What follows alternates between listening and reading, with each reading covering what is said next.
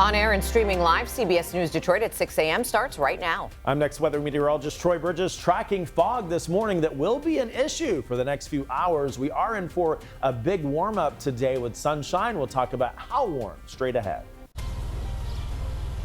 And I'm Jordan Burroughs, live at Inkster with the latest on the death of 17-year-old London Thomas, including who's in court today and why. That story next. Plus, today is the day federal officials have been warning us about. A real ID is now required for air travel in America. But what if you don't have one? We'll break down what that means for your future travel plans next at 6. Good Wednesday morning. So glad you're with us here on CBS News Detroit at 6. I'm Chris Liddy. And good morning, everyone. I'm Sandra Ali. We're going to have all those stories for you and a whole lot more here coming up in just a little bit.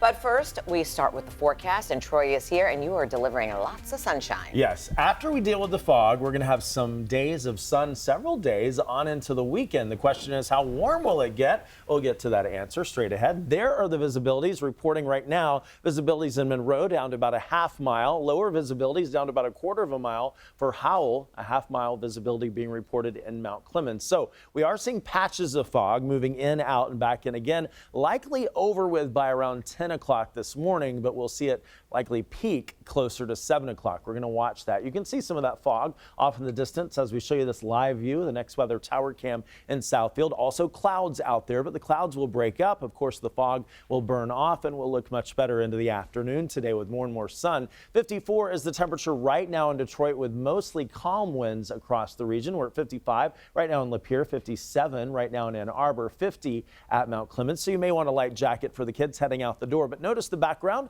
on the bus stop forecast into the afternoon today, seeing more and more sun and warming all the way up to a high of 75 degrees today. Now coming up, we will talk about another cool down with another front that moves through tomorrow. Just how much cooler tomorrow will be before another warm up. All straight ahead. Guys, back to you. Troy, thank you. Developing now at 6, we could get new answers today about the death and disappearance of 17-year-old London Thomas. Her boyfriend's mother, who is facing charges in connection to her disappearance, is scheduled to be in court later this morning. Let's go to Jordan Burroughs now. He's joining us live from outside the courthouse in Inkster. What is today's hearing about, Jordan? I mean, hopefully the hearing, London Thomas's family gets some answers. It's just a probable cause conference. Won't really learn too much, but let's kind of break down who's involved and what's going on. We're talking about London Thomas, the 17-year-old who died just a couple weeks ago, but there was 2 suspects in this case, including Jalen and Charla Pendergrass.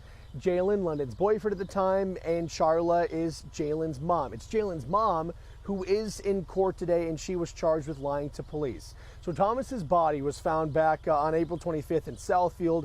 Neighbors living in the area of Milford Street near Berg Road said the teen's body was found inside an SUV parked in a driveway at that home. It's Wayne County prosecutors that allege Pendergrass lied to FBI agents while they conducted a criminal investigation into Thomas's death. She was arraigned this past Friday. She has her court case today. She was ordered to have a no contact with any witness in this investigation. Like I mentioned this morning at 9 o'clock is Charla Pendergrass's court case. That starts at 9. We'll give you we're going to go ahead and take a listen to Charla's attorney now. The bonds were extensively high, and they were given GPS tellers because this is what Michigan State Police is asking for. They are the lead investigation agency here, and unfortunately, they have nothing. They have nothing, and what they're trying to do is gather information to come forward to charge the clients.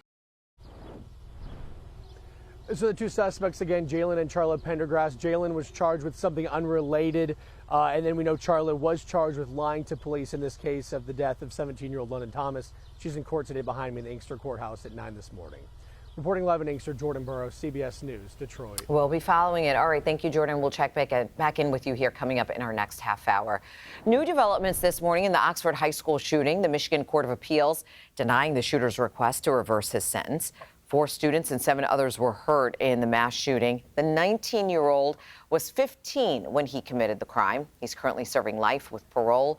The court says it denied the request because of a lack of merit in the grounds presented. In a statement, Oakland County Prosecutor Karen McDonald says the shooter had multiple opportunities to make different decisions. He did not. And she said she will never stop fighting for Madison, Tate, Hannah, Justin, and the other victims of Oxford. I did get a note from the jury saying that they are unable to reach a verdict. This morning, jurors in the Christopher Schur murder trial will begin day 3 of deliberations after initially telling the judge on Tuesday that they were deadlocked and could not reach a verdict. Schur is a former Grand Rapids police officer charged with fatally shooting Patrick Lyoya following a traffic stop in 2022. The countdown for a new pope is officially on this morning. We're taking a live look at the Vatican, where the conclave is getting underway. The election will bring together the cardinals from around the world in the Sistine Chapel in order to choose a new pope. They'll be sequestered, cell phone service cut until the conclave ends. Cardinals under the age of 80 are eligible to cast votes for Pope Francis' successor. CBS News' Tina Kraus will join us live from Rome in the next half hour with more on the conclave. And stay with CBS News Detroit. We will be following the search until a new pope is found.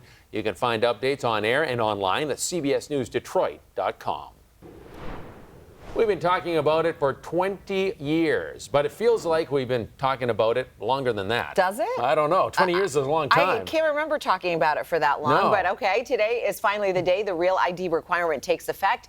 This is, of course, happening at airports across the country, also federal buildings, military bases as well. Let's go ahead and bring in CBS News correspondent Jared Hill joining us live now from Newark Liberty International Airport as those morning flights are heading out. Jared, good morning. Good morning, Sandra and Chris. Yeah, just getting started. It's interesting. I got a Real ID a couple of years ago because some states were mandating it.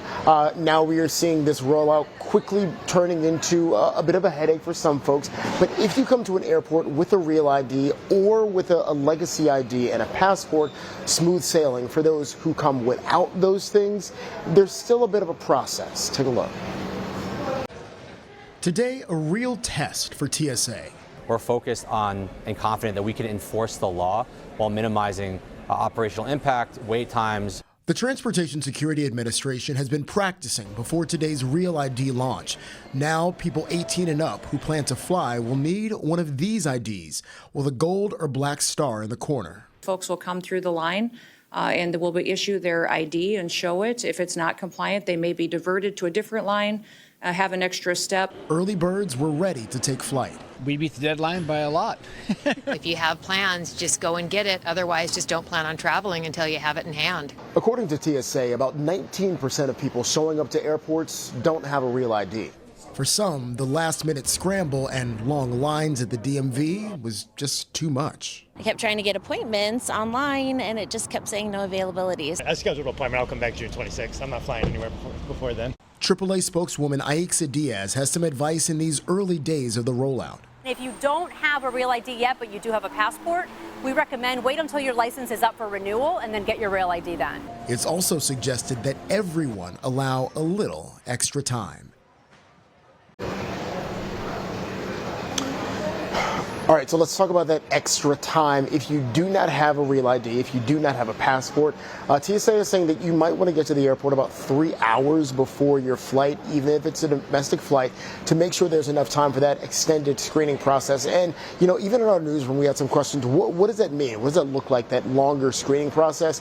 TSA isn't giving any information, no specifics on that. So the real name of the game here is, regardless of what kind of documentation you have, just pack a little bit of extra time. Back to you. More extra time. All right, Jared, thanks a lot for that update. That's CBS News' Jared Hill live from Newark this morning. The U.S. trade war with China could be coming to an end. Two top White House officials set to meet with Chinese representatives this week in Switzerland. That meeting also having an impact on the stock market as well. Stocks rose after the meeting was announced. As the U.S. 145% tariff on China takes hold, it's really going to be harder to find some of your favorite products when you head out to the store. Now the big question is, what items will be hit the hardest? According to TD Cowen's analysis, toys, games, sports equipment, shoes, clothes, furniture, and bedding will be some of the toughest things to find. Between $9 billion to $30 billion worth of inventory of these items are imported from China. You can find a full list on cbsnews.com. On your block in Royal Oak, folks want your opinion about a new downtown parking proposal. The city looking for a new parking vendor right now. They're going to have two open houses today where you can see the equipment they're considering.